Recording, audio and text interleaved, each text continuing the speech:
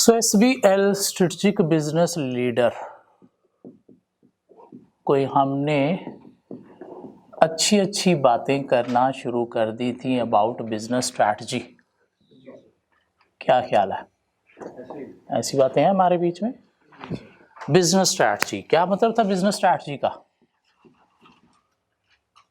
Strategy का क्या मतलब था sir?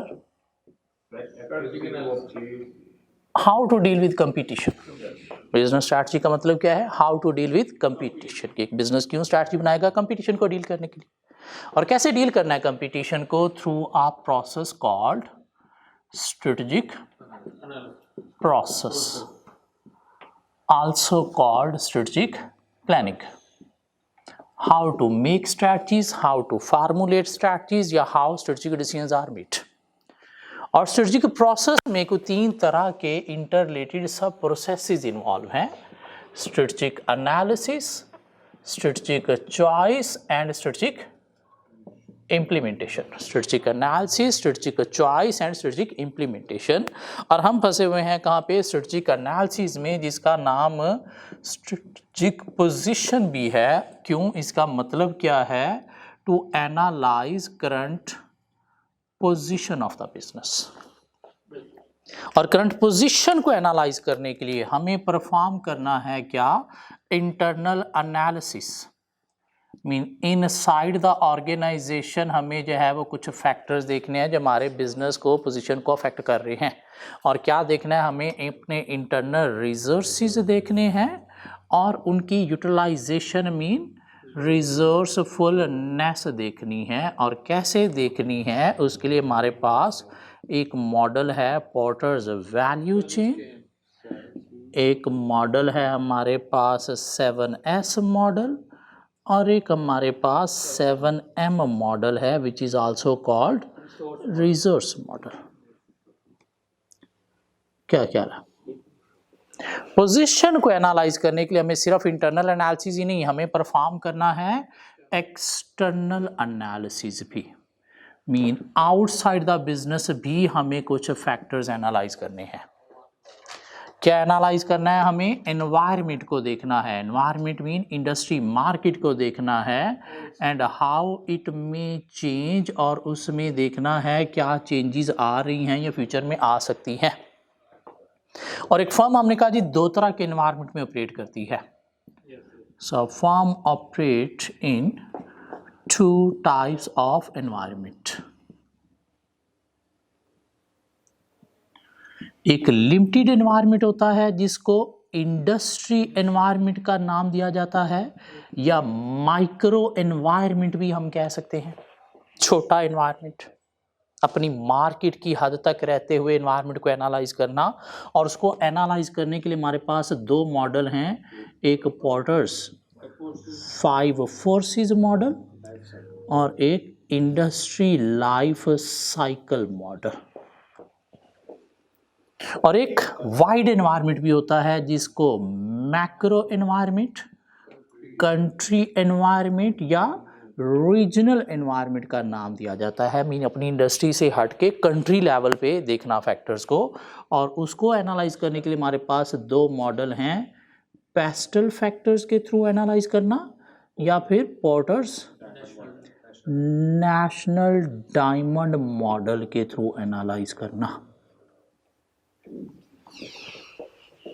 So business strategy, how to deal with competition. Competition को डील कैसे करना है? Through a process called strategic process. And strategic process involve 3 interrelated sub processes: strategic analysis, strategic choice, strategic implementation. Strategic analysis mean to analyze current position of the business, और position को analyze करने के लिए internal analysis भी perform करना है और external analysis भी perform करना है। एक्सटर्नल एनालिसिस में एनवायरनमेंट को एनालाइज करना है। एनवायरनमेंट 2 तरह के होते हैं। मैक्रो एनवायरनमेंट को एनालाइज करने के लिए पेस्टल फैक्टर्स, जो हमने प्रीवियस लेक्चर में कवर कर लिया, political, economic, social, technological, ecological और लीगल फैक्टर। हाँ, अगर हमने इंडस्ट्री एनवायरनमेंट को एनालाइज करना है तो उसको एनालाइज करने के लिए हमारे पास एक मॉडल है पोर्टर 5 फोर्सेस मॉडल। तो देखते हैं पोर्टर 5 फोर्सेस मॉडल क्या है। पोर्टर 5 फोर्सेस मॉडल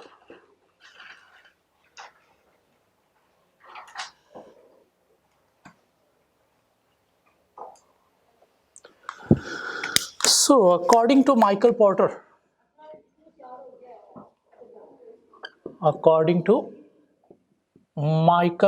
पोर्टर का पूरा नाम क्या है? माइकल पॉटर, हैरी पॉटर नहीं। According to Michael Potter, word environment mean industry. Environment का मतलब क्या है? इंडस्ट्री। ये हमने नहीं कहा, कौन कह रहा है? पॉटर।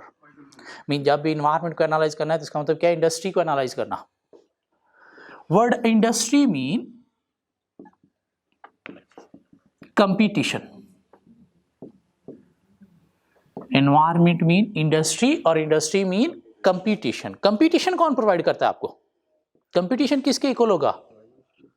राइवल्स। राइवल्स को क्या बोलते हैं?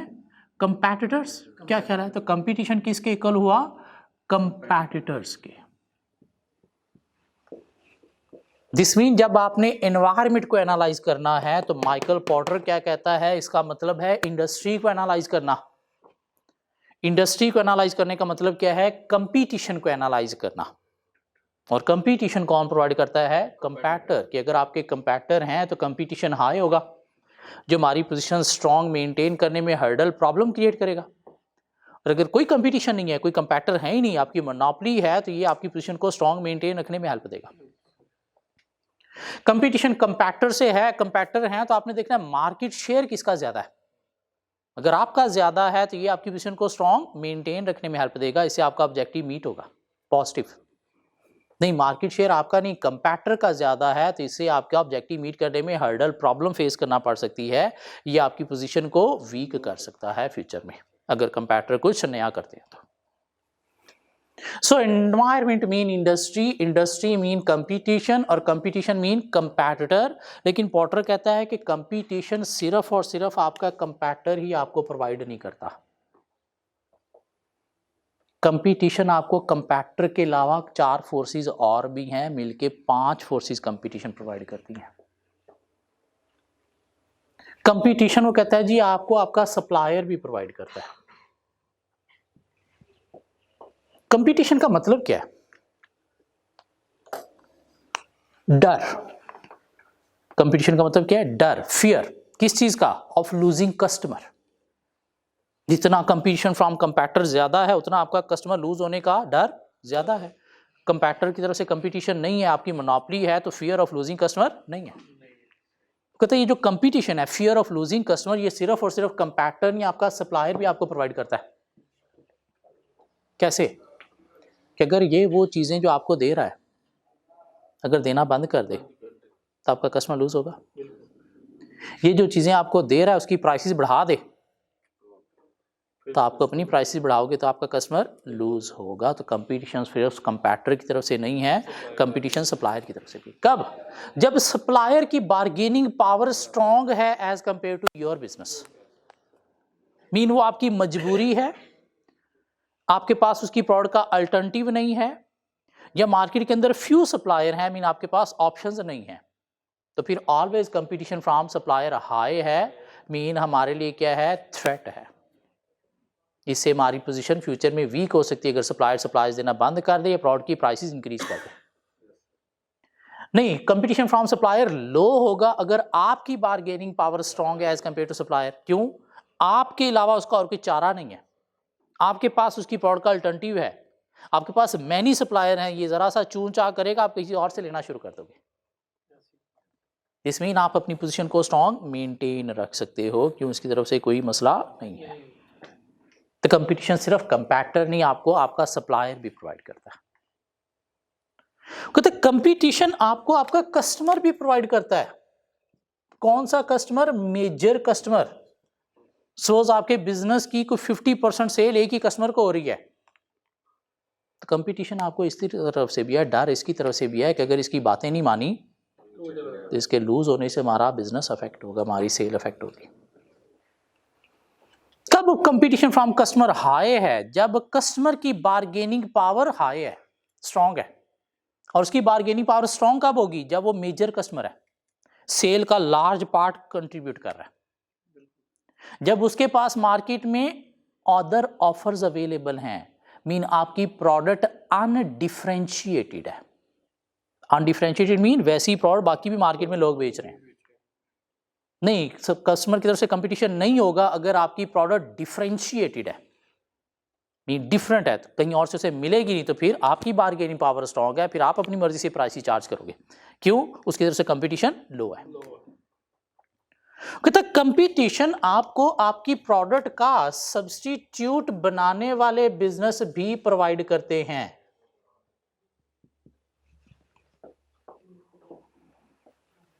सब्स्टिट्यूट कौन है? जो आपकी प्रोडक्ट्स का अल्टरनेटिव बना के बेच रहे हैं। आप हो मैकडोनल्ड, क्या बेचते हो? बर्गर।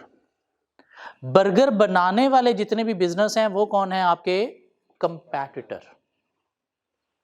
हार्डीज है, फैट बर्गर है,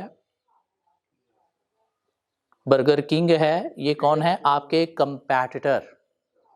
लेकिन वो बिजनेस जो आपकी प्रोडक्ट का अल्टरनेटिव बना के बेच रहे हैं, पिज़्ज़ा हट है, डोमिनो है, फ्राई चिक्स है, कराची बिरयानी है, बैतुल शवारमा है, ये आपकी प्रोडक्ट का क्या बेच रहे हैं? अल्टरनेटिव। ये कौन है? आपके सब्स्टिट्यूट। तो competition, threat of losing customer आपको इनकी तरफ से भी है कि अगर वो कभी भी कुछ नया इंट्रोड्यूस करवाएंगे या पिज़्ज़ा हट पे डील लगा दी, सपोज बाय 1 गेट 2 फ्री, तो क्या आपका बर्गर खाने को आएगा?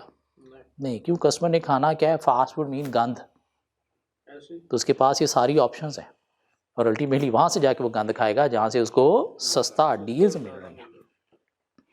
तो कंपटीशन सिर्फ और सिर्फ अपने कंपैक्टर मीन हमारे जैसी प्रोडक्ट्स बनाने वाले बिजनेस की तरफ से नहीं है, सब्स्टिट्यूट की तरफ से भी। और अगर आपकी प्रोडक्ट के सब्स्टिट्यूट हैं तो ऑलवेज उनकी तरफ से कंपटीशन है कि कभी भी वो कुछ नया इंट्रोड्यूस करवाएंगे या डिस्काउंट ऑफर्स देंगे, प्राइसेस कम करेंगे, तो उससे हमारा कस्टमर लूज होगा। कहते कंपटीशन सिर्फ आपके एग्जिस्टिंग कंपैक्टर से ही नहीं, प्रोस्पेक्टिव इन्वेस्टर से भी है, जिन्हें नाम दिया गया है न्यू एंट्रेंट्स का। न्यू एंट्रेंट्स का मतलब क्या है यहां पे? प्रोस्पेक्टिव इन्वेस्टर मीन वो लोग जो पैसा लेके मार्केट के अंदर बैठे हुए हैं, और अगर आपकी इंडस्ट्री में आके बिजनेस स्टार्ट करते हैं तो आपका कस्टमर लूज होगा। क्या ख्याल है? बिल्कुल। हाँ, अगर नहीं आते तो फिर कोई कंपटीशन नहीं है। लेकिन अगर आप किसी अट्रैक्टिव इंडस्ट्री में ऑपरेट कर रहे हो, अट्रैक्टिव मीन ऐसी इंडस्ट्री जिसमें मार्जिन बहुत ज्यादा हाई हैं, जो इंडस्ट्री ग्रोथ में है, तो always threat of new entrants भी हाई है। तो कंपटीशन सिर्फ एग्जिस्टिंग कंपैक्टर नहीं, आने वाले नए इन्वेस्टर्स की तरफ से भी है। अगर वो एंटर होंगे तो उससे भी आपका कस्टमर लूज होगा। दिस मीन आपको जब भी इन्वायरमेंट को पोर्टर कहता है एनालाइज करना है, तो दिस मीन इंडस्ट्री को एनालाइज करना है। इंडस्ट्री को एनालाइज करने का मतलब क्या है? कंपटीशन को एनालाइज करना। और कंपटीशन सिर्फ कंपैक्टर के पॉइंट ऑफ व्यू से नहीं, ये 5 फोर्सेस के पॉइंट ऑफ व्यू से आपने एनालाइज करना है।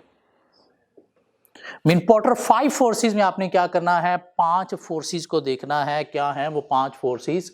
एक फोर्स का नाम है threat of new entrants,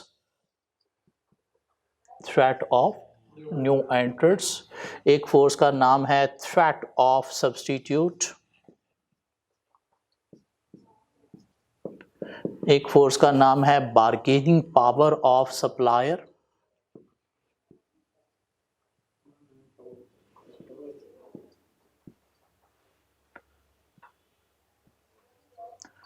bargaining power of customer,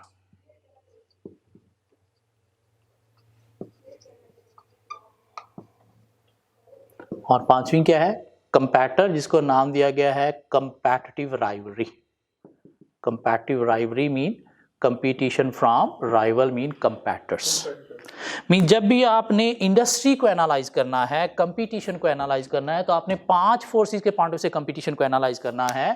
threat of new entrants, threat of substitute, bargaining power of supplier, bargaining power of customer और कंपैटिटिव राइवलरी। कहते हैं threat of new entrants high होगा अगर आप operate कर रहे हो किसी अट्रैक्टिव इंडस्ट्री के अंदर। कौन सी इंडस्ट्री में? अट्रैक्टिव इंडस्ट्री में। अट्रैक्टिव इंडस्ट्री कौन सी है? जहां पे मार्जिन हाई है, जिसके अंदर गैप ज्यादा है, mean number of companies come है, जो इंडस्ट्री ग्रोथ में है, मीन जिसमें नया नया कस्टमर आ रहा है। क्यों? हर नया इन्वेस्टर वहां पे इन्वेस्टमेंट करेगा ना जो इंडस्ट्री अट्रैक्टिव है। अट्रैक्टिव इंडस्ट्री कौन सी? ऐसी इंडस्ट्री जिसमें गवर्नमेंट की तरफ से सपोर्ट मिल रही है, गवर्नमेंट टैक्स कंसेशन दे रही है, ग्रांट्स दे रही है, सब्सिडीज दे रही है, तो हर नया इन्वेस्टर इनको अवेल करने के लिए इसी इंडस्ट्री में आएगा। और अगर आप भी किसी अट्रैक्टिव इंडस्ट्री में ऑपरेट कर रहे हो तो always start of new entrance क्या होगा, हाई। मीन कोई भी नया एंट्रेंस एंटर होके आपकी पोजीशन को क्या कर सकता है, वीक कर सकता है by moving your customer to their business. क्या ख्याल है? जब वैसे भी मार्केट में जब नया कंपैक्टर्स आते हैं ना तो प्रोडक्ट की सप्लाई बढ़ जाती है, और सप्लाई बढ़ने से प्राइसेस क्या हो जाती हैं, कम हो जाती हैं। क्या ख्याल है? सप्लाई बढ़ने से प्राइसेस क्या हो जाती हैं, कम हो जाती हैं। तो उस सूरत में भी हमारे लिए क्या है, नेगेटिव है, थ्रेट है। कहते threat of new entrants low होगा अगर हमारी इंडस्ट्री में एग्जिस्ट करते हैं क्या, barrier to entry. Barrier to entry का मतलब क्या है कि अगर हमारी इंडस्ट्री में एंटर होने के लिए हैवी इन्वेस्टमेंट चाहिए, और जितनी हैवी इन्वेस्टमेंट है उतना ही इन्वेस्टमेंट रिस्क क्या है, हाई है, तो ये नए एंट्रेंट्स को स्टॉप करेगा to enter in our industry. This mean हम अपनी पोजीशन मेंटेन रख सकते हैं, इसकी तरफ से कोई मसला नहीं है। बैरियर टू एंट्री क्या हो सकता है, कोई टेक्निकल नाउ हाउ, कि हमारी इंडस्ट्री में आने के लिए कोई स्पेशल क्वालिफिकेशन चाहिए या बिजनेस करने के लिए बहुत ही वास्ट किस्म का एक्सपीरियंस चाहिए। सपोज हमने ऑडिट फर्म बनाई हुई है, क्या कोई सिर्फ पैसे के साथ आके ऑडिट फर्म खोल के हमें कम्पीट कर सकता है? नहीं भाई, ऑडिट फर्म बनाने के लिए आपको कुछ चार्टर्ड अकाउंटेंसी की सर्टिफिकेशन चाहिए, और वो लेने के लिए कितना जलील होना पड़ता है ये हमसे ज़्यादा नहीं कुछ जानता। क्या ख्याल है? ऐसे ही। तो सिर्फ पैसे के साथ कोई एंटर नहीं हो सकता, टेक्निकल नाउ हाउ एग्जिस्ट करती है हमारी इंडस्ट्री में एंटर होने के लिए। This mean threat of new entrants क्या है, लो है। क्यों? बैरियर टू एंट्री एग्जिस्ट करता है। दिस मीन हम अपनी पोजीशन को स्ट्रॉन्ग मेंटेन रख सकते हैं। क्या ख्याल है? हमारी इंडस्ट्री में गवर्नमेंट ने लॉ रेगुलेशन बहुत ज़्यादा स्ट्रिक्ट कर दिए हैं भाई। बिजनेस की रजिस्ट्रेशन कंपलसरी है, रजिस्ट्रेशन प्रोसेस बड़ा कॉस्टली, टाइम कंज्यूमिंग है। हमारी इंडस्ट्री में एम्प्लॉयमेंट लॉ इंक्रीज हो रहे हैं, वेज रेट इंक्रीज हो रहे हैं, मैक्सिमम आवर्स डिक्रीज हो रहे हैं। तो ये भी क्या करेगा, स्टॉप करेगा नए एंट्रेंट्स को to enter in our industry. This mean हम अपनी पोजीशन को मेंटेन रख सकते हैं। So threat of new entrants high होगा अगर हम किसी अट्रैक्टिव इंडस्ट्री में ऑपरेट कर रहे हैं। मीन मार्जिन ज़्यादा है, इंडस्ट्री ग्रोथ में है, जहाँ पे नंबर ऑफ कंपैक्टर्स कम है, जहाँ पे गवर्नमेंट की तरफ से फेवर्स मिल रही हैं, या जहाँ पे हैवी इन्वेस्टमेंट नहीं चाहिए, कोई टेक्निकल नाउ हाउ नहीं चाहिए। क्या ख्याल है? नहीं, threat of new entrants low होगा अगर कोई बैरियर टू एंट्री एग्जिस्ट करते हैं। बैरियर टू एंट्री क्या है, कंपैक्टर ऑलरेडी बहुत ज़्यादा है, इंडस्ट्री ग्रोथ में नहीं डाउन में चली गई है, हैवी इन्वेस्टमेंट चाहिए, लॉ रेगुलेशन बहुत ज़्यादा स्ट्रिक्ट हैं, या कोई टेक्निकल नाउ हाउ चाहिए। थ्रेट ऑफ सब्स्टिट्यूट हाई होगा अगर हमारी प्रोडक्ट के सब्स्टिट्यूट अवेलेबल हैं। थ्रेट ऑफ सब्स्टिट्यूट लो होगा अगर हमारी प्रोडक्ट का कोई क्लोज सब्स्टिट्यूट अवेलेबल नहीं है। माइक्रोसॉफ्ट विंडो नहीं, कोई क्लोज सब्स्टिट्यूट है? नहीं, कंज्यूमर के पास और कोई चॉइस ही नहीं है। क्या ख्याल है? थ्रेट ऑफ सब्स्टिट्यूट हाई होगा अगर सब्स्टिट्यूट अवेलेबल हैं, लेकिन वो कहता है कि अगर सब्स्टिट्यूट हैं लेकिन कस्टमर को सब्स्टिट्यूट पे मूव होने पे कोई स्विचिंग कॉस्ट बेयर करना पड़ती हैं। क्या बेयर करना पड़ती हैं? Switching cost. तो उस वजह से थ्रेट ऑफ सब्स्टिट्यूट क्या हो जाएगा, लो हो जाएगा। लाइक सपोज कस्टमर ने हमारे साथ कॉन्ट्रैक्ट किया हुआ है कि 5 साल तक हमसे ही खरीदेगा, तो कहीं और जाने फिर से कॉन्ट्रैक्चुअल ब्रीच करना पड़ेगी। यहाँ मैकडोनल्ड है, बर्गर बेचते हैं, पिज़्ज़ा हट है, और वहाँ पे डील लगी हुई है क्या, bye 1 gate 2 free.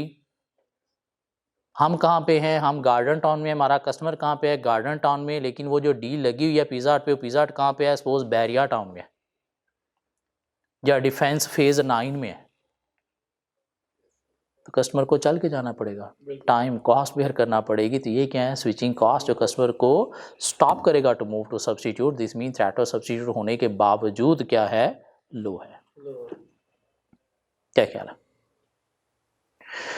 Bargaining power of supplier high होगी अगर फ्यू सप्लायर है मार्केट के अंदर, सप्लायर की प्रोडक्ट का हमारे पास अल्टरनेटिव नहीं है, वो हमारी मजबूरी है। नहीं, बार्गेनिंग पावर ऑफ सप्लायर लो होगी अगर मैनी सप्लायर्स हैं, सप्लायर की प्रोडक्ट्स का हमारे पास अल्टरनेटिव है, अगर हमारे अलावा उसका और कोई चारा नहीं है। उस सूरत में मीन हम अपनी पोजीशन को मेंटेन रख सकते हैं, ऑब्जेक्टिव मीट करने में हेल्प देगा। सप्लायर बार्गेनिंग पावर में सिर्फ सप्लायर्स गुड की नहीं होती, गुड्स की नहीं होती, लेबर की जो सप्लायर है वो भी आपने डिस्कस करनी है। मीन लेबर बार्गेनिंग पावर में हम कहाँ पे डिस्कस करेंगे? सप्लायर में। लेबर ट्रेड यूनियन का पार्ट है, तो बार्गेनिंग पावर सप्लायर क्या हो गई? हाई हो गई। लेबर को क्या कर रहे हैं? एम्प्लॉयमेंट लेजिस्लेशन प्रोटेक्ट कर रहे हैं कि मिनिमम वेज रेट इतना, मैक्सिमम आवर्स इतने होने चाहिए। This mean in case of crisis हम लेबर कॉस्ट को मैनेज नहीं कर सकेंगे कि उनकी bargaining power protected by law है। क्या ख्याल है? कोई लॉ एग्जिस्ट नहीं करते, लेबर बार्गेनिंग पावर लो है, ट्रेड यूनियन का पार्ट नहीं है, लेबर बार्गेनिंग पावर लो है, हम अपनी मर्जी से रेट सेट करके मैनेज कर सकते हैं, ऑब्जेक्टिव मीट कर सकते हैं। Bargaining power of customer high होगी अगर वो हमारा मेजर कस्टमर है, अगर हमारी प्रोडक्ट अनडिफरेंशिएटेड है। नहीं, लो होगी अगर कस्टमर को कहीं और मूव होने पे स्विचिंग कॉस्ट बेयर करना पड़ती है। क्या ख्याल है? बिल्कुल। कंपटीशन फ्रॉम कंपैक्टर हाई होगा अगर नंबर ऑफ कंपैक्टर जो है हमारी इंडस्ट्री में बहुत ज्यादा है। नहीं, कम है तो कंपटीशन फ्रॉम कंपैक्टर क्या होगा? लो होगा। क्या ख्याल है? अगर मार्केट शेयर जो है वो हमारा ज्यादा है एज कंपेयर टू कंपैक्टर, तो कंपैटिटिव राइवलरी हाई या लो? शेयर ज्यादा है, हमारा मार्केट शेयर ज्यादा है तो लो। नहीं, कंपैक्टर का मार्केट शेयर ज्यादा है, उसका हाई। कंपैक्टर के बिजनेस की साइज स्ट्रेंथ हमारे बिजनेस से बड़ी है। दिस मीन वो जो जिस कॉस्ट पे प्रोडक्शन कर रहा है हम उस कॉस्ट को मीट नहीं कर सकते, तो कंपटीशन फ्रॉम कंपैक्टर क्या होगा? हाई। नहीं, हमारा साइज ऑफ प्रोडक्शन बड़ा है, दिस मीन हम कम प्राइसेस पे से compete कर सकते हैं, तो कंपैटिटिव राइवलरी क्या होगी? लो। कहते हैं कंपटीशन फ्रॉम कंपैक्टर हाई या लो होगा डिपेंड करता है बैरियर टू एग्जिट पे भी, जिसे विड्रॉल कॉस्ट का नाम भी दिया जाता है। कि अगर हमारी इंडस्ट्री में नंबर ऑफ कंपैक्टर बहुत ज्यादा हैं और किसी कंपैक्टर को हमारी इंडस्ट्री से किसी और इंडस्ट्री में जाके बिजनेस करने पे हैवी लॉसेस बेयर करना पड़ते हैं, मीन इधर जो मशीनरी है वो सारी स्क्रैप करना पड़ेगी, कहीं और जाके यूज हो ही नहीं सकती, तो ये क्या है? विड्रॉल कॉस्ट आए। बैरियर टू एग्जिट एग्जिस्ट करता है, कंपटीशन ऐसे ही रहेगा, मीन कंपैटिटिव राइवलरी स्ट्रांग रहेगी। नहीं, अगर हमारी इंडस्ट्री से कंपैक्टर यही चीजें उठा के किसी और इंडस्ट्री में भी जाके बिजनेस कर सकता है, मीन कोई लॉसेस बेयर नहीं करना पड़ेंगे, mean barrier to exit exist नहीं करते, तो दिस मीन हमें वेट करना चाहिए, फ्यूचर में कंपटीशन क्या हो जाएगा? लो हो जाएगा। क्या ख्याल है? क्लियर होती है बात? सो जब भी हमने एनवायरमेंट को एनालाइज करना है तो पॉटर कहता है इंडस्ट्री को एनालाइज करना है, और इंडस्ट्री को एनालाइज करना है तो कंपटीशन, और कंपटीशन को एनालाइज करने का मतलब क्या है? 5 फोर्सेस के थ्रू कंपटीशन को एनालाइज करना। अगर एग्जामिनर कह दे कि आप कंपनी का मैक्रो एनवायरनमेंट एनालाइज करें, कौन सा मॉडल अप्लाई करोगे? मैक्रो एनवायरनमेंट एनालाइज करें, पेस्टल। नहीं, इंडस्ट्री एनवायरनमेंट एनालाइज करें, पोर्टर 5 फोर्सेस। हमारे आंसर में क्या होंगी? 5 हेडिंग होंगी तमहीद बांधते हुए। Industry environment can be analysed by using Porter 5 forces which are as follows. Clear होती बात? हाँ, ये क्वेश्चन देखते हैं। प्रीवियस लेक्चर में हमने एक क्वेश्चन कवर किया था एनएमएस के नाम से, हमारे नोट से, नेटवर्क मैनेजमेंट सिस्टम, जिसका पार्ट ए पे हमने अप्लाई किया था पेस्टल। उसी क्वेश्चन में वापस आ जाएं please. Network management system NMS question में वापस आ जाएं please. Network management system NMS.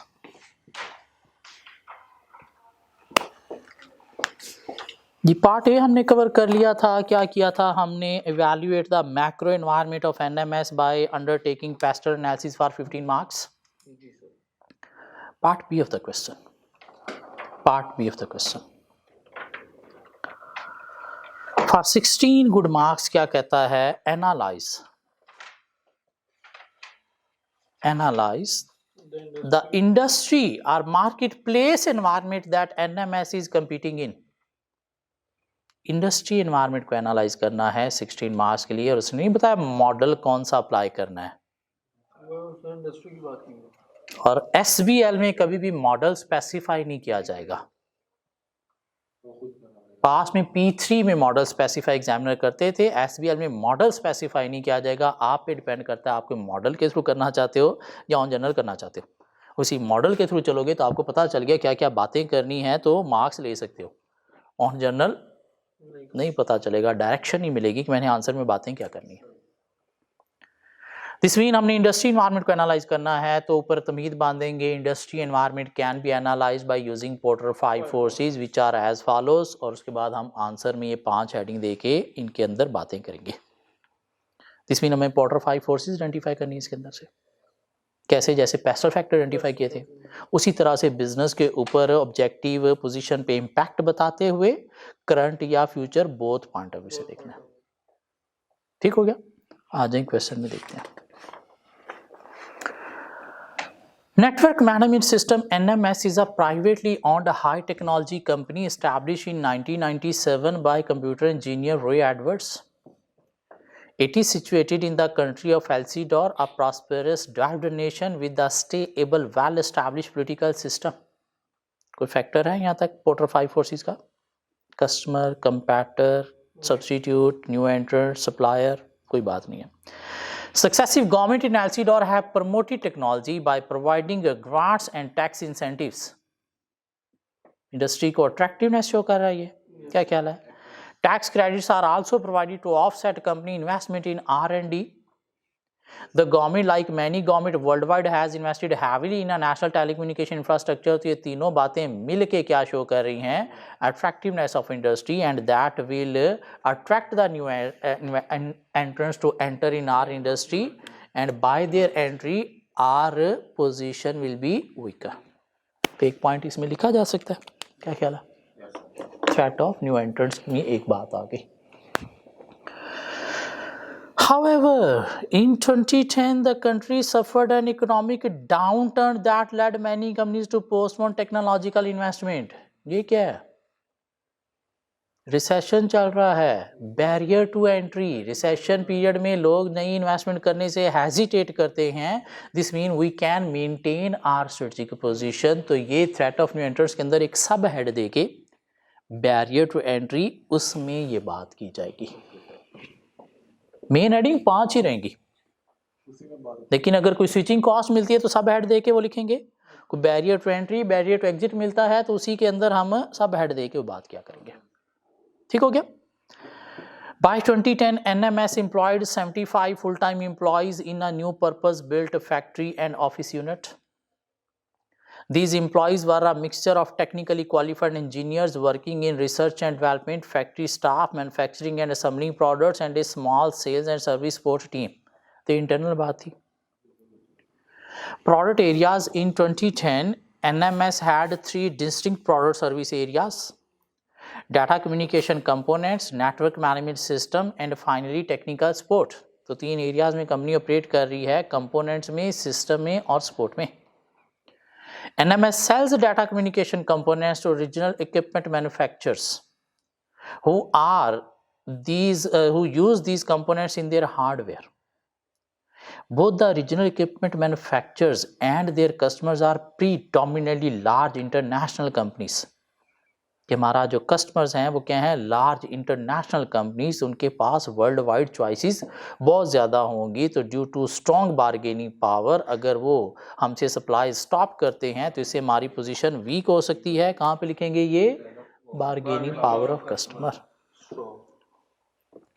NMS has established a good reputation for the quality and performance of its components, which are competitively priced. तो कंपनी की रेपुटेशन अच्छी है, prices बड़ी competitive हैं, तो ये कंपटीशन को डील करने में, पोजीशन को मेंटेन रखने में हेल्प देंगी। ये कहाँ पे बात करेंगे? Competitive rivalry. However, NMS has less than 1% of the domestic marketplace and faces competition from more than 20 suppliers. Most of home also compete internationally, लेकिन हमारा मार्केट शेयर क्या है, लेस देन 1%, और अदर कंपैटर कितने हैं, मोर देन 20, और हैं भी कौन, लार्ज इंटरनेशनल कंपैटर्स। तो उनके अगेंस्ट हमारी पोजीशन वीक हो सकती है कस्टमर लूज होने से, तो ये भी क्या पे बात आएगी, कंपैटिटिव राइवलरी स्ट्रॉन्ग है। The international, furthermore, one of the company's original equipment manufacturer customer account for 40% of its sale in this area. ये क्या है, मेजर कस्टमर है हमारा, 40% सेल कंट्रीब्यूट कर रहा है, तो वहाँ से अगर सेल्स हमारी स्टॉप होती है तो इससे हमारा बिजनेस सवेली अफेक्ट होने से पोजीशन वीक हो सकती है, अगर हमने उसकी बातें प्राइसेस डिस्काउंट पे ना मानी तो। The international market for data communication components has increased from $33 billion in 2001 to $81 billion in 2010. And forecast for 2011 and beyond predict growth from increased sale to currently installed network rather than from the installation of new networks. ये क्या है?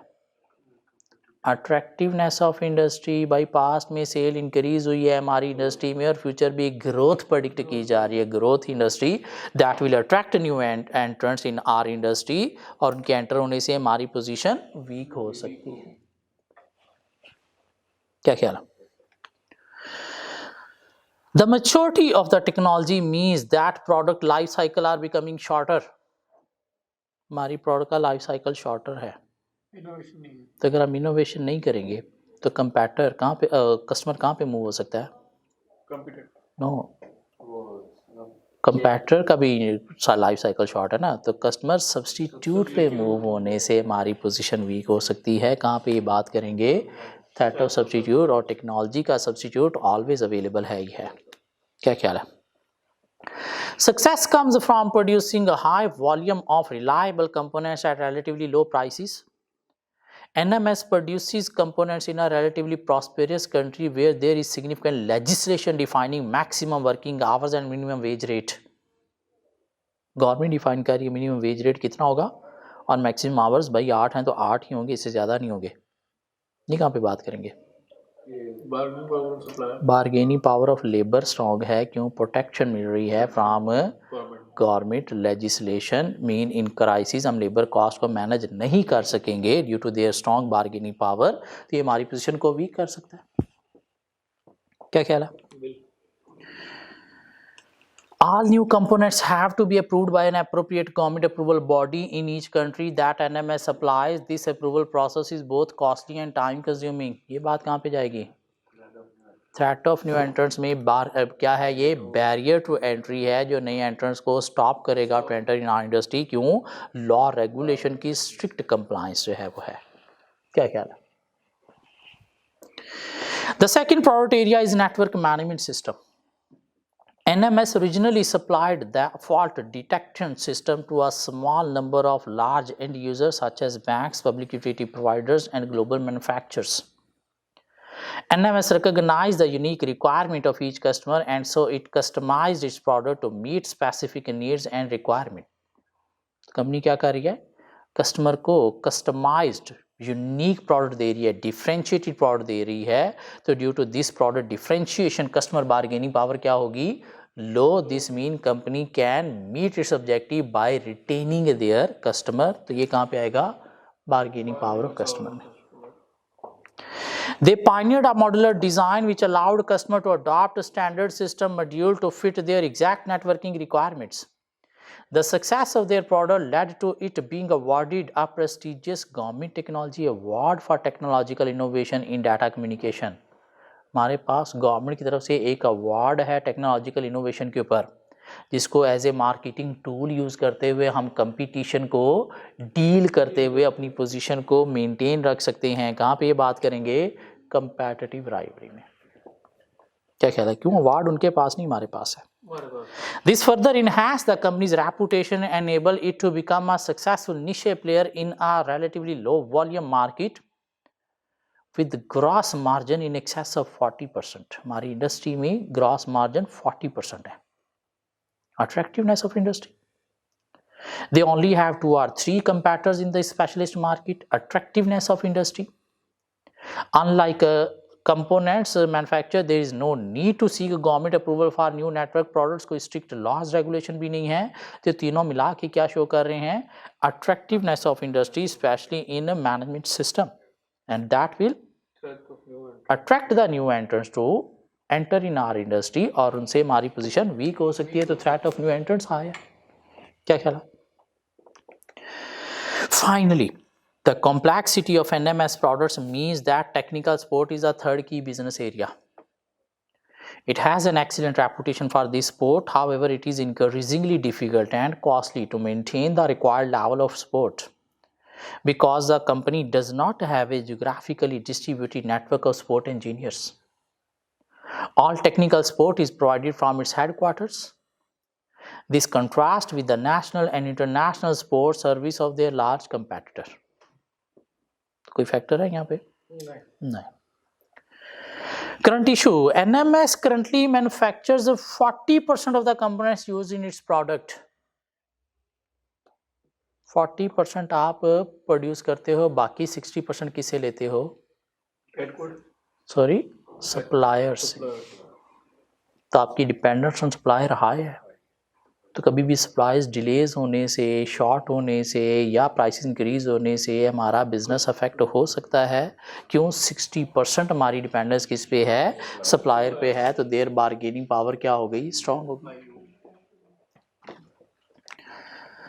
The rest of the components including semiconductor and microprocessors are bought in from a few selected global suppliers. Serious production problems have resulted from periodic component shortages, creating significant delay in manufacturing, assembling and customer deliveries. और आगे कोई और data available नहीं है. तो अगर हम इसको सम अप करें तो हमारे पास कोई 5 point set of new entrants में निकल आए, जहाँ पे 2-3 बैरियर टू एंट्री थे. रिसेशन चल रहा है, उधर से अप्रूवल चाहिए हमें प्रोडक्ट की. क्या ख्याल है? अट्रैक्टिवनेस ऑफ इंडस्ट्री, गवर्नमेंट की तरफ से जो सपोर्ट मिल रही थी, अट्रैक्टिवनेस ऑफ इंडस्ट्री हमें इस सिस्टम में भी मिलेगी बात.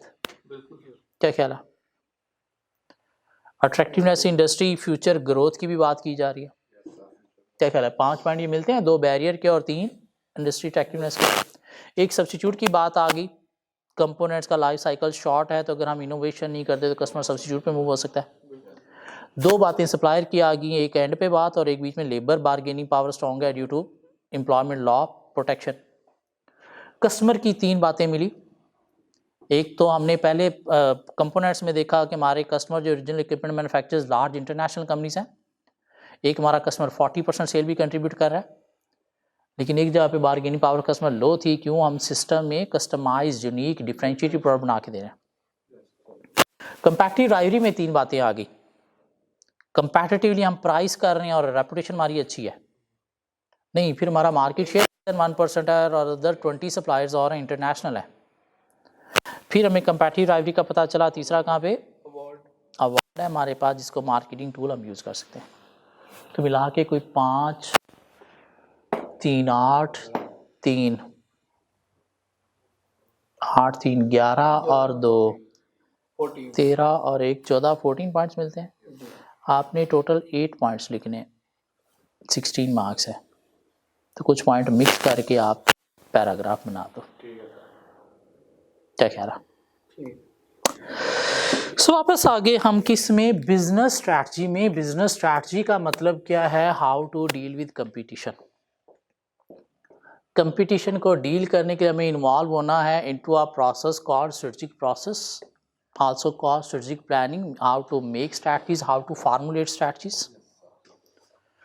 And strategic process involve 3 interrelated sub processes: strategic analysis, strategic choice, strategic implementation. और हम फंसे हुए हैं strategic analysis में अभी तक, which means to analyze current position of the business या to analyze a factor affecting position of the business. और position को analyze करने के लिए हमें internal analysis भी perform करना है, पोजीशन को एनालाइज करने के लिए हमें एक्सटर्नल एनालिसिस भी परफॉर्म करना है. External analysis mean environment, industry, market को देखना है. और एनवायरनमेंट 2 तरह के होते हैं, एक इंडस्ट्री एनवायरनमेंट या माइक्रो एनवायरनमेंट और एक कंट्री या मैक्रो एनवायरनमेंट. और अगर एग्जामिनर कह दे कि आपने इंडस्ट्री इन्वायरमेंट को एनालाइज करना है तो मॉडल कौन सा हम चूज करेंगे, पोर्टर 5 फोर्सेस। लाइफ साइकिल का नाम यूज करे तो ये यूज करना है, अदरवाइज पोर्टर 5 फोर्सेस प्रेफरेंस है। अगर वो कह दे मैक्रो एनवायरनमेंट को एनालाइज करना है तो कौन सा मॉडल यूज करेंगे, पेस्टल। हाँ, इसका नाम कहे तो ये, अदरवाइज पेस्टल को प्रेफरेंस देनी है। एग्जामिनर कहता है नहीं, आप कंपनी का एक्सटर्नल एनालिसिस परफॉर्म करें,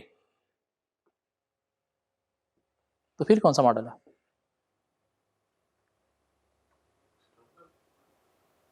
दोनों मॉडल।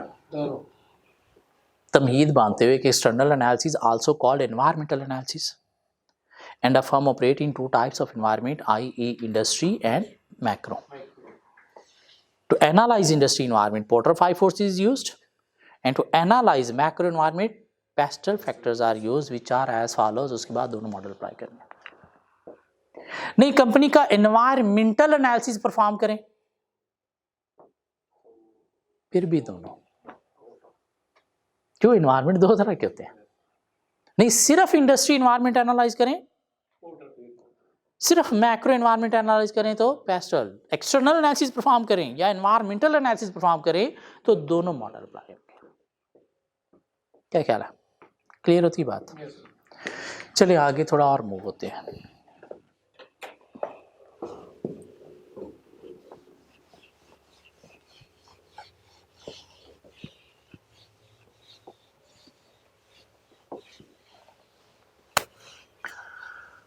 सो दो मॉडल हमने कवर कर लिया अभी तक, पेस्टल और 5 forces.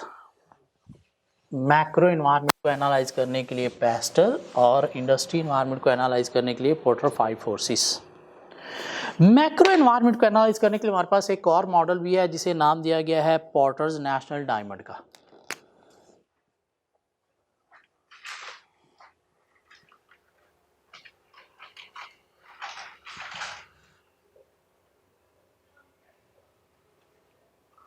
Porters national diamond. Macro environment को पेस्टल फैक्टर के थ्रू एनालाइज करेंगे तो 6 फैक्टर्स हम देखेंगे, political, economic, social, technological, ecological और लीगल। हाँ, अगर हम पोर्टर नेशनल डायमंड के थ्रू एनालाइज करने जा रहे हैं तो फिर हमने 4 फैक्टर्स देखने हैं, मीन 4 हेड आएंगे। क्या 4 हेड आएंगे? एक हेड आएगा फैक्टर कंडीशन,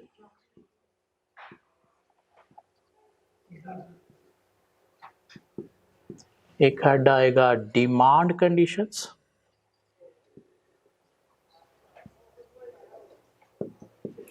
एक हेड आएगा related and supporting industry,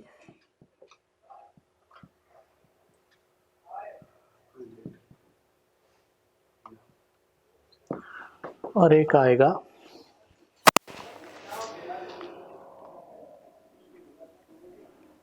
competitive राइवरी। ये मैं हेड का नाम ही भूल गया।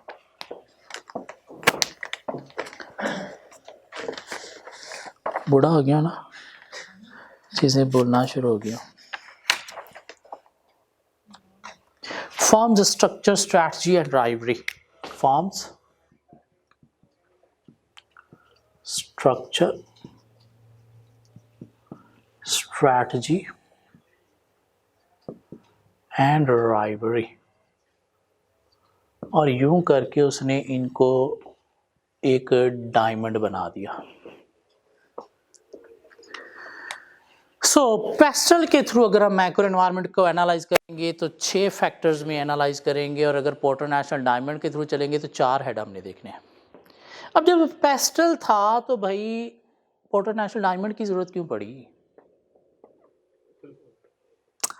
कहता है कि अगर आपने करंट कंट्री जहां पे आप ऑपरेट कर रहे हो उसका मैक्रो एनवायरनमेंट एनालाइज करना है तो वो आप एनालाइज करोगे थ्रू पेस्टल। करंट कंट्री जहां पे आप ऑपरेट कर रहे हो, बिजनेस जहां पे आपका चल रहा है। कहते हैं एक ऐसा कंट्री जो आपके लिए नया है, जहां पे सपोज आप अपना बिजनेस मूव करने जा रहे हो या कोई नया बिजनेस खोलने जा रहे हो, तो वो जो नया कंट्री है जहां पे आप पहले ऑपरेट नहीं कर रहे थे, उसका अगर आपने मैक्रो एनवायरनमेंट एनालाइज करना है तो किसके थ्रू करोगे? पोर्टर नेशनल डायमंड के थ्रू। मीन न्यू कंट्री का मैक्रो एनवायरनमेंट एनालाइज करने के लिए पोर्टर डायमंड, एग्जिस्टिंग कंट्री का मैक्रो एनवायरनमेंट एनालाइज करने के लिए पेस्टल। एक बात, दूसरा वो कहता है कि पोर्टलैंड नेशनल डायमंड आप कहाँ पे यूज करोगे, कहता है कि अगर आपने देखना है कि कोई एक नेशन या कोई एक कंट्री पूरी दुनिया में किसी इंडस्ट्री में मार्केट लीडर बना हुआ है, और वह क्यों बना हुआ है, अगर आपने ये चीज़ एक्सप्लोर करनी है कि इस कंट्री इस नेशन की कंपैटिटिव एडवांटेज क्यों है इस इंडस्ट्री में ऑल ओवर द वर्ल्ड, तो आप कैसे देखोगे, पोर्टलैंड नेशनल डायमंड के through. Like Germany car manufacturing में all over the world market leader है, और अगर आपने ये देखना है कि जर्मनी कार मैन्युफैक्चरिंग में all over the world market leader क्यों है, तो आप कैसे देखोगे, पोर्टलैंड नेशनल डायमंड के थ्रू। जापान इलेक्ट्रॉनिक्स में all over the world market leader है। अमेरिका कैलिफोर्निया आईटी टेक्नोलॉजी में all over the world market leader है, और हमने देखना है कि क्यों, देखेंगे पोर्टलैंड नेशनल डायमंड के थ्रू। पाकिस्तान स्पोर्ट्स इक्विपमेंट बनाने में all over the world market leader है, और अगर हमने ये देखना है ये क्यों है, तो कैसे देखेंगे, पोर्टलैंड नेशनल डायमंड के थ्रू। मीन दो जगहों पे अप्लाई करेंगे, अगर आपने किसी नए कंट्री का मैक्रो एनवायरनमेंट एनालाइज करना है तो पोर्टलैंड नेशनल डायमंड अप्लाई करेंगे, या किसी नेशन का competitive advantage in any industry आपने देखना है तो आप क्या करोगे, पोर्टलैंड नेशनल डायमंड के थ्रू एनालाइज करोगे। और क्या करना, आपने 4 फैक्टर्स देखने हैं, factor condition, demand condition, related and supporting industry, और firms structure, strategy and rivalry. Factor condition में आपने क्या देखना है, फैक्टर कंडीशन में आपने देखना है फैक्टर्स ऑफ प्रोडक्शन को। अगर आपने जिंदगी में कभी कोई इकोनॉमिक्स पढ़ी हो तो आपने कोई फैक्टर्स ऑफ प्रोडक्शन भी पढ़े होंगे कि 4 फैक्टर्स ऑफ प्रोडक्शन होते हैं। मीन कोई भी चीज प्रोड्यूस करने के लिए 4 फैक्टर्स रिक्वायर होते हैं, land, labour, capital and organisation. क्या ख्याल है, कोई भी चीज़ प्रोड्यूस करने के लिए 4 फैक्टर्स चाहिए होते हैं, लैंड, लेबर, कैपिटल और ऑर्गेनाइजेशन। लैंड का मतलब क्या है, ज़मीन नहीं, ज़मीन के ऊपर, ज़मीन के नीचे जो भी फ्रॉम नेचर आपको रिसोर्सेज मिले हैं, मीन नेचुरल रिसोर्सेज। लेबर का मतलब क्या है, मजदूर नहीं, उनकी स्किल्स, एक्सपीरियंस, कंपिटेंस भी मीन ह्यूमन रिसोर्सेज। और कैपिटल क्या होता है, पैसा जो बिजनेस में इन्वेस्ट किया जाता है, नहीं, पैसे से बिजनेस में कोई भी चीज जो लाई जा रही है, लाइक कोई मशीनरी लाई जा रही है, कोई इक्विपमेंट्स लाए जा रहे हैं, कोई टेक्नोलॉजी लाई जा रही है, मीन पैसे से, मीन मैन मेड जो रिसोर्सेज हैं वो क्या है, कैपिटल है। नेचुरल रिसोर्सेज लैंड है, मैन मेड रिसोर्सेज जो लोगों ने बनाए हैं, जो पैसे के थ्रू बिजनेस में आएंगे, वो क्या है, कैपिटल। सो कोई भी चीज प्रोड्यूस करने के लिए आपको क्या चाहिए, नेचुरल रिसोर्सेज चाहिए, मटेरियल, लेबर चाहिए, ह्यूमन रिसोर्सेज, और प्रोडक्शन करने की मशीनरी चाहिए, और एक दिमाग भी चाहिए ना, जो इन बाकी तीनों को कंबाइन करके प्रोडक्शन स्टार्ट करेगा, मीन एंटरप्रेन्योर। एंटरप्रेन्योर जो है वो कौन होगा यहाँ पे, ऑर्गेनाइजेशन या बिजनेस माइंड जो है वो कौन होगा यहाँ पे, ऑर्गेनाइजेशन। अब अगर आप किसी नए कंट्री में अपना बिजनेस मूव करने जा रहे हो तो आपने देखना है मूव करने से पहले, भाई वहां पे मेरे टाइप के बिजनेस के नेचुरल रिसोर्सेज अवेलेबल हैं, मेरे टाइप के बिजनेस के क्या ह्यूमन रिसोर्सेज अवेलेबल हैं तो ऑब्जेक्टिव मीट करने में, पोजीशन स्ट्रांग मेंटेन रखने में हेल्प देंगे, नहीं है तो ऑब्जेक्टिव मीट करने में हर्डल क्रिएट करेंगे। क्या मशीनरी, इक्विपमेंट, टेक्नोलॉजी अवेलेबल है, क्या बिजनेस माइंड, एंटरप्रेन्योर, मैनेजर वहां पे अवेलेबल है तो पॉजिटिव, नहीं तो नेगेटिव।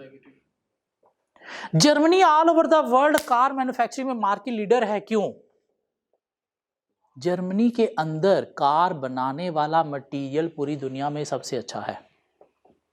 पाकिस्तान स्पोर्ट्स इक्विपमेंट में मार्केट लीडर है, क्यों पाकिस्तान में स्पोर्ट्स इक्विपमेंट बनाने वाला मटेरियल, वुड, चमड़ा, लेदर दुनिया में सबसे ज्यादा अच्छा है, लेबर सबसे ज्यादा अच्छी ट्रेन है, मशीनरी टेक्नोलॉजी सबसे ज्यादा अच्छी है, और ये स्पोर्ट्स इक्विपमेंट बनाने वाला माइंड जो है कि कैसा ये इक्विपमेंट अच्छा बनाया जा सकता है, वो दुनिया से सबसे ज्यादा कहाँ पे अच्छा है, पाकिस्तान में। अमेरिका कैलिफोर्निया टेक्नोलॉजी में सबसे आगे है, क्यों, भाई टेक्नोलॉजिकल प्रोडक्ट्स का मटेरियल वहाँ पे सबसे अच्छा है, लेबर सबसे अच्छी है, मशीनरी टेक्नोलॉजी इक्विपमेंट सबसे अच्छे हैं और माइंड भी सबसे अच्छे हैं। क्या ख्याल है? लेकिन सिर्फ फैक्टर्स कंडीशन नहीं, आपने साथ क्या देखनी है, डिमांड कंडीशन के जहाँ पे हम अपना बिजनेस मूव करने जा रहे हैं वहाँ पे हमारी प्रोडक्ट की डिमांड होगी या नहीं होगी। डिमांड कंडीशन का मतलब क्या है, हमने सोशल फैक्टर को देखना है, मीन कंज्यूमर का टेस्ट प्रेफरेंस हैबिट हमारी प्रोडक्ट का है या नहीं, वहां की सोसाइटी हमारी टाइप की है या नहीं है, क्योंकि अगर है ही नहीं तो क्या हमारी प्रोडक्ट बिकेंगी, तो क्या ऑब्जेक्टिव मीट होगा, नहीं। अब किसी नेशन ने अगर कोई कंपैरेटिव एडवांटेज लिया है तो कैसे लिया है, पहले उन्होंने अपनी होम मार्केट बनाई है, उस होम मार्केट से पूरी दुनिया में डिमांड बनी है और उसके बाद वो all over the world market leader बन गए। पाकिस्तान स्पोर्ट्स इक्विपमेंट, ये पाकिस्तान बैट लेके पाकिस्तान टीम इंडिया बाहर के मुल्कों में खेलने जाती थी, वहाँ से सचिन तेंदुलकर ने देखा यार क्या कमाल बैट है यार, 10 बैट मुझे भी बनवा के भिजवाना। वहाँ से डिफरेंट प्लेयर्स ने देखा और क्या कमाल बैट बनाते हैं यार पाकिस्तान में, यार ये मुझे भी मंगवा के भेजना। वहाँ से फिर डिफरेंट शॉप्स ने देखा भाई पाकिस्तान से बड़े अच्छे बैट मिलते हैं, चलो भी पाकिस्तान से मंगवाओ। फुटबॉल बाहर कहीं गया एक आध, उन्होंने देखा क्या कमाल है, ओहो ये तो अंदर आना चाहिए भाई, वर्ल्ड कप में फुटबॉल भी पाकिस्तान से बनने चाहिए। क्या ख्याल है? डिमांड पहले होम कंट्री में होनी जरूरी है, फिर दुनिया में डिमांड बनेगी। हम जहाँ पे बिजनेस मूव करने जा रहे हैं हमने देखना है वहाँ पे हमारी प्रोडक्ट की डिमांड सोसाइटी हमारे टाइप की है या नहीं, और साथ कंज्यूमर का टेस्ट प्रेफरेंस हैबिट हमारी प्रोडक्ट वाला है या नहीं है। एक ऐसा कंट्री जहाँ पे प्योर गोरे रहते हैं, कोई देसी रहता ही नहीं, वहाँ पे जाके बेकरी खोल के बैठ जाएं, चपेड़े पड़ेंगी, सेल ही नहीं होगी। नहीं वो नहीं खाते मीठा भाई, हेल्थ कॉन्शियस है बहुत ज़्यादा। क्या ख्याल है, सो पराठे नहीं खाते वो, कॉर्नफ्लेक्स खाते हैं वो। हेल्दी डाइट होनी चाहिए, सुस्ती वाली नहीं। इसके अलावा आपने क्या देखना है, रिलेटेड एंड सपोर्टिंग इंडस्ट्री वहां पे है या नहीं है। कुछ अदर इंडस्ट्रीज भी हमारे बिजनेस को सपोर्ट करती हैं, हमारे बिजनेस ऑपरेशन परफॉर्म करने में हेल्प देती हैं। कौन सी इंडस्ट्री है? टेली कम्युनिकेशन, जो आजकल सबसे ज़्यादा इम्पॉर्टेंट है। इंटरनेट कनेक्शन पूरी दुनिया के साथ कम्युनिकेशन करने के लिए। ट्रांसपोर्टेशन इंडस्ट्री, कि हमारी प्रोडक्ट का इन आउट अच्छा होगा या नहीं होगा, ट्रांसपोर्टेशन। पैकिंग इंडस्ट्री, जो हमें प्रोडक्ट की पैकिंग में हेल्प देगी। इंश्योरेंस इंडस्ट्री, जो हमें रिस्क फ्री और बिजनेस ऑपरेट करने में हेल्प देगी। बैंकिंग इंडस्ट्री, जो हमें पेमेंट्स के इन आउट में हेल्प देगी। तो ये देखना है ये भी अवेलेबल है या नहीं है, तो पॉजिटिव है, नहीं है तो नेगेटिव है। क्यों? इनके बिना आपका बिजनेस नहीं चल सकता। ये ऑलमोस्ट सारा इंफ्रास्ट्रक्चर ही आ गया। इसके अलावा आपने क्या देखना है, firm the structure strategy and rivalry. Firm structure strategy rivalry में हमने क्या देखना है कि क्या हम अपने बिजनेस का स्ट्रक्चर स्ट्रैटेजी फ्रीली अडॉप्ट कर सकते हैं या अंडर गवर्नमेंट रिस्ट्रिक्शन चलना पड़ेगा। मीन आइदर उस कंट्री में हमारे बिजनेस को नेशनलाइजेशन पे रखा जाता है या फिर प्राइवेटाइजेशन पे रखा जाता है। मीन गवर्नमेंट का कितना इन्फ्लुएंस है हमारे बिजनेस के ऊपर, मीन पॉलिटिकल फैक्टर। और साथ राइवरी मीन कंपैटिटिव राइवरी मीन हमने देखना है कंपटीशन फ्रॉम कंपैक्टर जो है वो क्या है वहाँ पे, आइदर स्ट्रॉन्ग है या फिर वीक है। अगर स्ट्रॉन्ग है तो हमें वहाँ पे एंटर नहीं होना चाहिए, नहीं वीक है तो फिर हमारे लिए जाना पॉजिटिव है। क्या ख्याल है? दिस मीन अगर आप एग्जिस्टिंग कंट्री को एनालाइज कर रहे हो तो पेस्टल अप्लाई करोगे।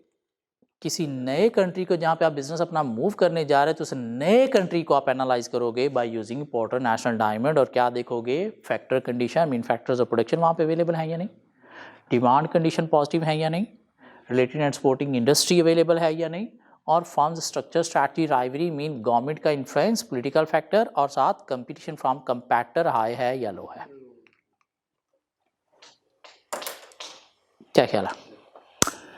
एक क्वेश्चन देखें इसके ऊपर भी, हमारे नोट्स में देखें एक क्वेश्चन मिलेगा आपको जो स्विफ्ट ट्रांसपोर्ट के नाम से, कहीं पे लास्ट पेजेस में ये क्वेश्चन मिलेगा आपको। जो स्विफ्ट ट्रांसपोर्ट।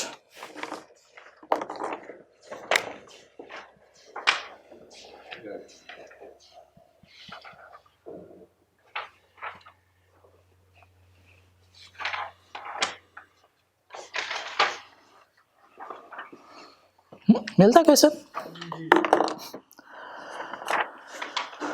कोई एक पार्ट ए है क्वेश्चन का 15 मार्क्स के लिए, जब भी हम करने के काबिल नहीं हैं। Part B of the question for 10 good marks. Part B of the question क्या कहता है? पार्ट बी 10 मार्क्स के लिए, Porter's diamond can be used to explore the comparative advantage of nations. क्या ख्याल है? किसी नेशन का all over the world comparative advantage है तो वो एक्सप्लोर करने के लिए यूज होता है। And could be used useful model for Joe Swift to use in his analysis of countries that he might move his company to. या Joe Swift की तरह अगर आप किसी दूसरे कंट्री में अपना बिजनेस मूव करने जा रहे हो तो उसको भी एनालाइज करने के लिए यूज हो सकता है। Examine using Porter diamond are an appropriate alternative model या फ्रेमवर्क। अल्टरनेटिव मॉडल या फ्रेमवर्क क्या होगा? पेस्टल। ठीक हो गया, लेकिन हमें डायमंड आता है तो हम डायमंड अप्लाई करेंगे। Examine using Porter diamonds the factors which could influence Swift's decision to move a large part of its logistic business to एक एरिया। कि स्विफ्ट शायद कोई कंपनी का नाम है जो अपना लॉजिस्टिक बिजनेस किसी इकरिया कंट्री में मूव करने जा रहे हैं, तो आपने उस इकरिया कंट्री को स्विफ्ट के पॉइंट ऑफ व्यू से एनालाइज करना है कि इधर ये चारों फैक्टर पॉजिटिव या नेगेटिव है। लॉजिस्टिक बिजनेस कौन सा होता है? लॉजिस्टिक बिजनेस कौन सा होता है? डिलीवरी बिजनेस, ट्रांसपोर्टेशन बिजनेस एक तरह का। तो ट्राई करेंगे इस क्वेश्चन में से ये चारों फैक्टर्स आइडेंटिफाई करने के खुद से, factor condition, demand condition, related and supporting industry और स्ट्रक्चर स्ट्रैटेजी राइवरी। क्या ख्याल है? प्लीज ट्राई करें।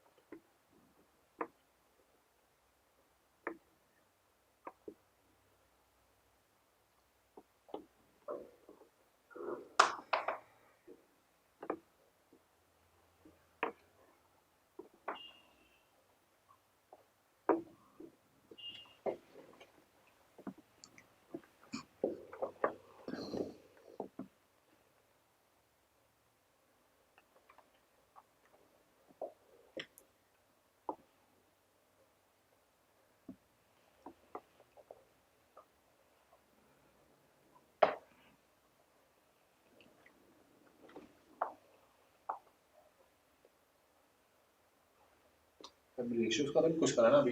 ना, रेशियो के ऊपर तक बस आपने आइडेंटिफाई करने हैं। और पहले पैराग्राफ में मेरा नहीं ख्याल कोई भी चीज़ आपको मिलेगी, ना ही दूसरे पैराग्राफ में मिलेगी। क्यों? हमने इकरिया कंट्री को एनालाइज करना है और इकरिया की इन्फॉर्मेशन ही थर्ड पैराग्राफ से स्टार्ट हो रही है। क्या ख्याल है? पहले दो पैराग्राफ में तो कोई फैक्टर्स नहीं था ना? नहीं है सर, बिल्कुल नहीं। एक करिया कंट्री को एनालाइज करना है ना, एक करिया की इन्फॉर्मेशन तो स्टार्ट ही थर्ड पैराग्राफ से हुई है। उसकी बात बता रहा क्या ख्याल है? तो फैक्टर कंडीशन मिला कुछ, डिमांड कंडीशन नहीं रिलेटेड स्पोर्टिंग इंडस्ट्री, कुछ भी नहीं मिला। नहीं, अभी सर तीसरे पे हमारे ट्राई करें जरा तीसरे में देखें।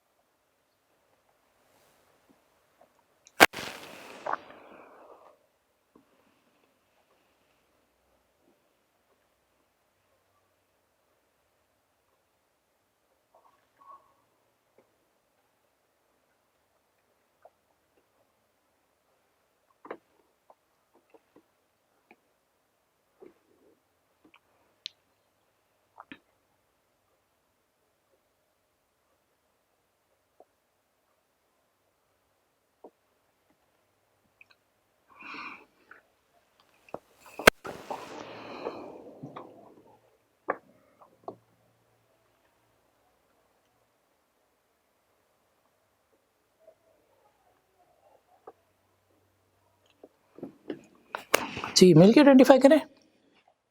हाँ जी। Ambien is the third largest industrial country in the world. It is densely populated with the high standard of living.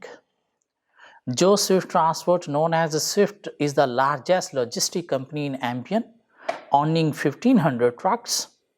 It is a private limited company with all shares held by the Swift family.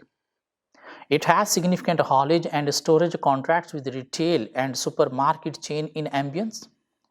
The logistic marketplace is mature and extremely competitive, and Swift has become a market leader through a combination of economies of scale, cost efficiencies, innovative IT solutions, and clever branding. Ambien के अंदर Swift की बड़ी strong position है, 1,500 trucks हैं. The logistic marketplace is mature. However, the profitability of the sector is under increased pressure from a recently elected government that is committed to heavily taxing fuel and reducing expenditure on road in favor of alternative forms of transport. लेकिन fuel expense ज़्यादा हो गया है, fuel महंगा होने की वजह से, क्यों गवर्नमेंट ने टैक्स ज़्यादा इम्पोज किया हुआ है, इंफ्रास्ट्रक्चर अच्छा नहीं है, this mean logistic transportation business यहाँ पे चलाना औखा हो गया. It has also announced a number of taxes on vehicle which has a high carbon emission level. और हाई कार्बन एमिशन किसकी होती है? ट्रक्स की होती है जो यहाँ पे यूज होंगे. As well as reducing the maximum working hours and increasing the minimum wage rate for employees, तो ये फैक्टर भी नेगेटिव हो गया. The company is perceived as a good performer in its sector. The 20X9 financial results reported a return on capital employed of 18%, a gross profit margin of 17%, and a net profit margin of 9.15%. The accounts also showed a current liquidity ratio of 1.55 and an acid test ratio of 1.15. The gearing ratio is currently 60% with an interest cover ratio of 8%. तो ये नीचे जो data दिया गया है उसे ratio निकाल के यही वाली 6 इनके साथ कंपेयर करके तो परफॉर्मेंस एनालाइज भी की जा सकती है, जो पार्ट ए होगा, लेकिन अभी हम वो नहीं कर रहे। ठीक हो गया, इसलिए फाइनेंशियल डाटा दिया गया ताकि यही रेशो नीचे जो 20X9 का डाटा है उसकी कंपेयर निकाली जाएंगी और फिर कंपेयर करके देखा जाएगा कि पॉजिटिव है या नेगेटिव है। ओके जी, 10 ईयर्स अगो, अभी तक हमारा आंसर स्टार्ट नहीं हुआ पार्ट बी का। पोर्टो नेशनल डायमंड की कोई बात नहीं पता चली। 10 years ago, the northern political bloc split up and the 9 new independent states were formed. One of these states was Ikaria. Yes, इसकी हमें information चाहिए। The people of Ikaria, known as Ikarians, traditionally have a strong work ethics and a passion for precision and promptness. तो लोग जो हैं वो क्या हैं, हार्ड वर्कर हैं, पैशनेट हैं। दिस मीन अच्छी लेबर मिलने से, वहाँ पे ऑपरेशन अच्छे परफॉर्म करने से, ऑब्जेक्टिव मीट करने में, पोजीशन को स्ट्रॉन्ग मेंटेन रखने में हेल्प दे सकती है। तो फैक्टर कंडीशन में एक बात हो सकती है लेबर की, क्या ख्याल है? Since the formation of the state, their hard work has been rewarded by strong economic growth, a higher standard of living, and increased demand for goods which were once perceived as unobtainable luxuries. तो growth में industry है, लोग demanding हैं, खर्चने वाले हैं, standard of living, purchasing power high है। तो ये अदर प्रोडक्ट्स की डिमांड के साथ साथ लॉजिस्टिक बिजनेस की डिमांड, सेल को भी इंक्रीज करते हुए ऑब्जेक्टिव मीट करने में हेल्प देगा। क्या चीज़ है ये? Demand condition. क्या ख्याल है? Since the formation of the state, the government of Ikaria has pursued a policy of privatization. और गवर्नमेंट भी क्या कर रही है? प्राइवेटाइज कर रही है हमारे टाइप के बिजनेस को। दिस मीन हम अपनी मर्जी से फ्री स्ट्रैटेजीज अडॉप्ट करते हुए, अपनी नेचर का स्ट्रक्चर क्रिएट करते हुए ऑब्जेक्टिव मीट कर सकते हैं। फर्म स्ट्रक्चर स्ट्रैटेजी राइवरी में ये बात होगी। बिल्कुल। क्या ख्याल है? It has also invested heavily in infrastructure, particularly the road transport system, equipped required to support the increased economic activity in the country. और हम ट्रांसपोर्टेशन बिजनेस हैं, तो ट्रांसपोर्टेशन चलाने के लिए हमें जो कैपिटल है वो इंफ्रास्ट्रक्चर है। क्या ख्याल है? रोड्स। और वो गवर्नमेंट बना के दे रही है, तो इसको कहाँ पे बात करेंगे? फैक्टर कंडीशन में। कैपिटल, रोड अवेलेबल हैं अच्छे। क्या ख्याल है? रिलेटेड स्पोर्टिंग इंडस्ट्री में नहीं, क्यों? ट्रांसपोर्टेशन तो खुद है ना। क्या ख्याल है? तो ट्रांसपोर्टेशन इंडस्ट्री हमारे लिए, वैसे भी गवर्नमेंट ने रोड्स बनाए हैं, ट्रांसपोर्टेशन इंडस्ट्री को नहीं कुछ किया, वो तो हम खुद हैं। The state haulage operator privatise कर रहे हैं, दिस मीन पहले नेशनलाइज था। क्या ख्याल है? The state haulage operator EVM was sold off to 2 Ikarian investor. Mean जो नेशनलाइज था उसको जब प्राइवेटाइज किया गया तो कैसे किया गया? 2 Ikarian इन्वेस्टर को सेल किया गया, who raised the finance to buy it from a foreign bank, और फॉरेन बैंक से उन्होंने लोन लेके बाय किया। दिस मीन शायद लोकल बैंक इतने अच्छे नहीं है। द कैपिटल मार्केट, ये कौन सी मार्केट होती है? कैपिटल मार्केट कौन सी होती है भाई? कैपिटल मार्केट, बैंकिंग सेक्टर को कैपिटल मार्केट बोला जाता है। स्टॉक एक्सचेंज या फिर बैंकिंग सेक्टर, जहाँ पे शेयर्स की, करेंसी की बाइंग सेलिंग होती है। क्या ख्याल है?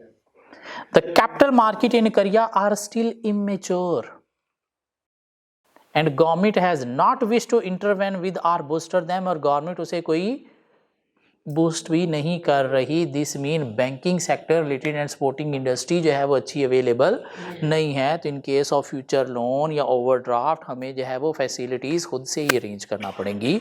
There will be no support from the local banks. क्या ख्याल है? EVM now has 700 modern trucks. हमारे पास कितने हैं? 1500। दिस मीन कंपटीशन को हम अच्छी तरह से डील भी कर सकते हैं। क्या ख्याल है? क्यों? उनके साइज स्ट्रेंथ स्मॉलर है as compare to our business, and hold all the major logistic contracts in the country. It is praised for its prompt delivery of goods. Problems in raising finance have made it difficult for significant competitors to emerge. Most are family farm, each of which operates about 20 trucks, making local deliveries within one of a Korea's 20 region. Mean एक ही बड़ा कंपैटर है, other कंपैटर है तो छोटी छोटी चूंटियाँ हैं ना होने के बराबर, और उस कंपैटर के अगेंस्ट हमारी साइज स्ट्रेंथ लार्ज है 1500 trucks as compare to 700. This mean हम कंपटीशन राइवरी को भी डील करते हुए ऑब्जेक्टिव मीट कर सकते हैं. These two investors now wish to realize their investment in EVM and have announced that it is for sale. और अगर उसे खरीद ही हम लेते हैं, कंपटीशन तो खत्म, हमारी क्या मोनोपोली क्रिएट होगी? क्या ख्याल है? In principle, Swift are keen to buy the company and are currently evaluating its possible acquisition. And Swift's management perceive that their capabilities in logistics will greatly enhance the profitability of EVM. The financial results of EVM are shown in figure 1. और आगे हमसे related data ही नहीं है, तो उसे acquire करने से क्या होगा? कंपटीशन ख़त्म हो गया, सारे मेजर कॉन्ट्रैक्ट भी हमारे पास आ जाएंगे जो EVM के पास थे, अदर कंपैटर हैं भी तो very small. This mean we can maintain our strong position through monopolisation. So factor condition में दो बातें आ गई. एक डिमांड कंडीशन की बात आ गई, इधर से एक बैंकिंग सेक्टर कैपिटल मार्केट मिल गया, इधर से प्राइवेटाइजेशन का एक पॉइंट मिल गया, और एक हमें कंपटीशन का पॉइंट मिल गया. क्या ख्याल है? जब भी आपने पोर्टर नेशनल डायमंड अप्लाई करना है तो आपके आंसर में कितनी हेडिंग्स आनी चाहिए? इन 4 हेडिंग के अंदर आपने बातें करनी है. बातें करके एंड पे आपने एक छोटा सा पैराग्राफ बनाना है. उस पैराग्राफ में आपने क्या बात करनी है कि अबव ऑल 4 फैक्टर्स जो है वो गवर्नमेंट इन्फ्लुएंस करती है. ना किसी कंट्री के अंदर अगर ये चीज़ें ना हो तो गवर्नमेंट अवेल करके देती है, डिमांड ना हो तो गवर्नमेंट क्रिएट करवाती है, ये इंडस्ट्रीज भी ना हो तो गवर्नमेंट बूस्ट करती है इनको. ये चीज़ें तो ऑब्वियसली गवर्नमेंट का इन्फ्लुएंस है ही है. क्या ख्याल है? सो ये अबव ऑल फैक्टर्स गवर्नमेंट भी इन्फ्लुएंस करती है. Like in this particular scenario government is influencing through privatisation. क्या ख्याल है? Government is influencing through privatisation, but government is not boosting related or supporting industry. Mean जो बात इसके अंदर थी कोई गवर्नमेंट की अच्छी या बुरी तो वो भी साथ बात कर देनी. मीन बहुत ही स्मॉल 3-4 लाइनों का पैराग्राफ, और यूँ मिला के कोई 5 पैराग्राफ बन के 10 नंबर ये पूरे होंगे. मीन ये कोई कंक्लूजन नहीं है. ठीक हो गया? सिर्फ आपने एक बात करनी कि अबव 4 फैक्टर्स गवर्नमेंट भी इन्फ्लुएंस करती है, like in this particular scenario यहाँ पे प्राइवेटाइजेशन के थ्रू पॉजिटिवली इन्फ्लुएंस कर रही है, but not showing any concern to booster capital market. ठीक हो गया? इसका आंसर एंड पे दिया गया है, उसे प्लीज़ एक दफ़ा अच्छी तरह से रीड करके अटेम्प्ट कर लेना है. उसने आंसर में कहा हुआ है कि इसमें रिलेटेड एंड सपोर्टिंग इंडस्ट्री है ही नहीं, लेकिन हमने वो कैपिटल मार्केट वाली बात यहाँ पे करनी है. ठीक हो गया? फंड रेज करने के पॉइंट ऑफ व्यू से. सो क्या हमने कवर कर लिया? पेस्टल कवर कर लिया, पोर्टर नेशनल डायमंड कवर कर लिया, हमने 5 फोर्सेस कवर कर लिया, पीछे एक्सटर्नल एनालिसिस का एक मॉडल रह गया लाइफ साइकिल, और इंटरनल एनालिसिस के कोई 3 मॉडल रहते हैं जो फुली नेक्स्ट क्लास में कवर करेंगे. नेक्स्ट क्लास में आने से पहले प्लीज़ आपने ये 2 क्वेश्चन अटेम्प्ट करने हैं, NMS का पार्ट भी और ये जो स्विफ्ट ट्रांसपोर्ट का पार्ट भी. मिलते हैं नेक्स्ट क्लास में.